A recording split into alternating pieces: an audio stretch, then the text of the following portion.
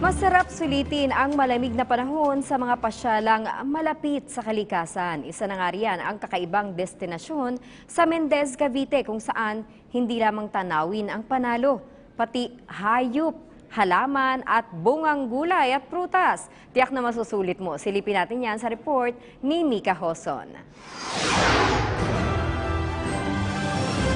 Selfie dito, selfie doon. Iyan ang naabutan namin sa ginagawa ng magbabarkadang Jackie, Michelle, Rafael at Cherry. Ini-enjoy daw nila ang malamig na simoy ng hangin at Instagrammable na tanawin sa isang theme park na ito sa Mendez, Cavite. Uy, punta naman kayo dito. Maganda yung view. Ganun. Siyempre parang i-appreciate lang po yung lugar. Kaya nagte-take ng pictures po. Lalo na po sa mga bulaklak po, nakaka-attract po siya sa mata. Kasi minsan na lang din po kami makapunta sa ganitong lugar. Ilan lamang sa mga bulaklak na makikita rito ay sunflower, marigold at ang tiyak na hindi mo malilimutan na forget-me-not.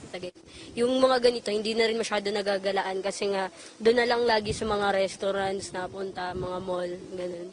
Kung animal lover ka naman, siguradong magugustuhan mo rin dito dahil sa mga farm animal gaya ng kalabaw, native pig, kambing at miniature horse na pwedeng-pwedeng sakyan ng mga chikiting.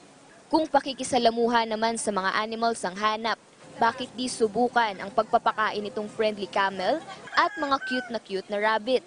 Agaw pansin din sa mga turista ang kakaibang bakang ito na si Bultes 5 na may 5 paa. Hindi naman pahuhuli ang mga plant lover dahil pwedeng magtanim ng halaman at pumitas ng mga bunga. Fresh air ba ang hanap nyo? Dito sa Paradiso, hindi lamang fresh air ang sasalubong sa inyo dahil ang gulay at prutas, tiyak fresh din. Tikman natin. Hop. Okay. Huwag din kalimutang magbaon ng masustansyang gulay at prutas dahil dito, bahagyang mas mababa ang presyo at guaranteed organic pa. Pagkatapos ng mahaba-habang adventure, tiyak makararamdam ng kalam ng sikmura, pero huwag mag-alala dahil mayroong makakainan sa bawat dulo ng parke. Samantala, bilang bahagi ng Zero Waste Month ngayong Enero, ay patuloy na ipinananawagan ng Department of Environment and Natural Resources ang responsableng pangungonsumo at muling paggamit ng mga bagay na maaari pang pakinabangan para mapanatili ang ganda ng mga pasyalan sa iba't ibang bahagi ng bansa. Mika Hoson, para sa Bayan.